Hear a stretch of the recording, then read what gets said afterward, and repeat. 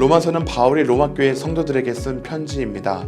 바울이 3차 전도 여행 중 고린도에 머물러 있을 때 바울이 구술하고 더디오가 받아 적어서 로마서가 기록되었습니다. 로마 교회는 사도 바울이 직접 세운 교회는 아닙니다. 학자들은 로마에 살던 유대인들이 오순절에 예루살렘에 와서 회심을 경험하고 다시 로마에 돌아가서 교회를 세운 것으로 보고 있습니다. 로마 교회는 이방인들에게 복음을 전했고 이방인의 숫자가 많아지면서 교회는 빠르게 성장하게 됩니다. 하지만 클라우디우스 황제의 반유대인 정책으로 로마 교회에 갈등이 생깁니다. 클라우디우스 황제가 유대인들을 로마에서 추방했다가 5년 뒤에 다시 돌아올 수 있게 했는데요. 유대인 그리스도인이 5년 만에 다시 교회로 돌아오면서 문제가 생겼습니다. 그동안 교회를 지킨 이방인 그리스도인과 유대인 그리스도인 사이에 갈등이 생긴 것입니다. 유대 그리스도인들은 이방인 그리스도인들도 안식일과 유대인들의 음식법을 지켜야 한다고 주장했습니다. 또 이방인 그리스도인들도 할례를 받아야 한다고 주장하기도 했습니다. 갈등의 골은 점점 깊어졌고 교회는 분열하게 되었는데요. 소식을 전해들은 사도 바울이 로마 교회에 서신을 보내게 됩니다. 그 서신이 바로 로마서입니다. 바울은 3장 9절에서 이렇게 말씀합니다. 유대인이나 헬라인이나 다 죄 아래 있다고 우리가 이미 선언하였느니라. 바울은 유대인도 죄 아래 있고 이방인도 죄 아래 있다고 말합니다. 모든 사람이 죄를 범하였고 하나님의 영광에 이르지 못합니다. 따라서 유대인과 이방인 모두 구원을 얻는 길은 오직 복음을 듣고 예수님을 믿는 것뿐입니다. 바울은 예언자 하박국의 말씀을 인용하여 이렇게 선언합니다. 복음에는 하나님의 의가 나타나서 믿음으로 믿음에 이르게 하나니 기록된 바 오직 의인은 믿음으로 말미암아 살리라 함과 같으니라. 할례를 받은 유대인이나 그렇지 않은 이방인이나 복음을 믿음으로 구원을 받습니다. 유대인들이 율법을 자랑하지만 율법을 행함으로 구원을 받을 수 있는 사람은 아무도 없습니다. 바울은 사람이 의롭다 하심을 얻는 것은 율법의 행위에 있지 않고 믿음으로 되는 것이라 말씀합니다. 의롭다고 여김을 받는 것, 다시 말해 하나님 앞에서 죄가 없다고 인정을 받는 것은 오직 믿음으로 가능한 것입니다. 한편 바울은 복음에는 하나님의 의가 나타난다고 말씀했는데요. 로마서를 이해하기 위해서는 하나님의 의라는 개념을 잘 이해해야 합니다. 하나님의 의라는 말은 원어로 디카이오시네 세우인데요. 여기서 디카이오시네라는 말은 정의라는 뜻입니다. 이 말은 교회에서만 쓰는 단어가 아니고 교회 밖에서도 일반적으로 사용되는 단어였습니다. 당시의 헬라 철학은 한쪽에 치우치지 않는 것을 정의라고 생각했습니다. 특별히 철학자 플라톤은 정의란 저울추와 같이 한쪽으로 기울지 않고 균형을 유지하는 것이라고 말했습니다. 예를 들면 이런 겁니다. 만약 어떤 사람이 죄를 지었다면 그 사람이 자신이 지은 죄에 따라 벌을 받는 것이 정의입니다. 이렇게 균형을 맞추는 것이 바로 정의입니다. 세상의 정의는 누구든지 죄를 지으면 그에 맞는 벌을 그 사람에게 주도록 되어 있는데요. 그런데 하나님의 정의는 세상의 정의와 다릅니다. 세상의 정의는 사람이 죄를 지었으면 그 사람에게 벌을 주어서 균형을 맞춥니다. 그런데 하나님은 사람이 죄를 지었는데 예수님에게 벌을 주어서 균형을 맞추십니다. 하나님이 예수님을 이 땅에 보내주시고 예수님이 대신 십자가에 달려 죽게 하셨습니다. 이것이 바로 하나님의 정의, 하나님의 의입니다. 바울은 5장 8절에서 이렇게 말합니다. 우리가 아직 죄인 되었을 때에 그리스도께서 우리를 위하여 죽으심으로 하나님께서 우리에 대한 자기의 사랑을 확증하셨느니라. 예수님의 죽음은 죄인들에게 놀라운 은혜입니다. 죄인이 죽는 것이 마땅한 일인데 죄 없는 예수님께서 대신 죽으셨기 때문입니다. 하나님은 아무런 죄 없이 죽으신 예수님을 다시 살리셨습니다. 그리고 누구든지 예수님을 믿는 사람마다 의롭다고 여겨주시는데요. 사람들이 과거에 지은 죄가 많이 있음에도 불구하고 그들을 의롭다고 여기실 수 있는 이유는 이미 예수님께서 십자가에서 흘리신 보혈로 그들의 죄를 속량하셨기 때문입니다. 아무것도 일한 것이 없고 경건하지 않은 자라도 오직 믿음만 있다면 하나님은 그의 믿음을 의로 여기시고 그를 구원해 주십니다.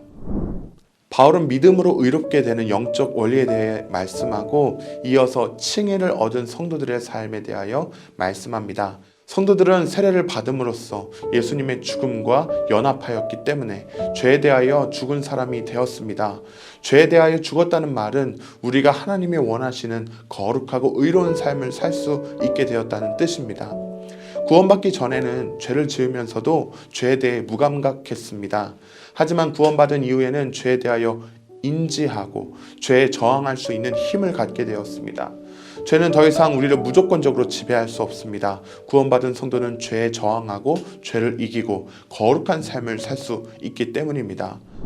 한편 바울은 율법의 기능을 말하고 율법이 가진 한계를 이야기합니다. 율법은 나쁘거나 해로운 것이 결코 아닙니다. 율법은 거룩합니다. 율법은 선합니다. 율법에 적힌 계명들은 다 옳습니다. 하지만 율법이 이렇게 거룩하기 때문에 성도들은 율법에 가까이 가면 갈수록 더 많은 죄를 발견하게 됩니다. 예를 들면 이런 겁니다. 탐내지 말라는 계명은 옳은 계명입니다. 그런데 탐내지 말라는 계명을 생각하면 할수록 오히려 내 안에 탐심이 많다는 것을 깨닫게 됩니다. 율법이 있기 때문에 오히려 나에게 죄가 있다는 사실을 깨닫는 것입니다. 이렇게 율법은 우리 안에 있는 죄를 보게 하는 기능이 있는데요. 하지만 율법은 죄를 보게 할 뿐 죄를 제거해 주지는 않습니다. 죄가 죄인 것을 분명하게 알려줄 뿐 죄를 이길 수 있는 능력까지는 주지 못하는 것입니다. 바울은 선을 행하고 싶지만 오히려 악을 행할 때가 있음을 고백하는데요. 그럴 때 율법이 해줄 수 있는 것은 바울이 죄를 지은 사실을 다시 한번 상기시켜 줄 뿐입니다. 율법만으로는 죄에서 결코 벗어날 수가 없는데요. 하지만 감사한 것은 하나님께서 율법 외에 다른 법을 주셨습니다. 바로 은혜의 법입니다. 율법은 율법을 지키지 못한 사람을 반드시 벌할 것을 요구합니다.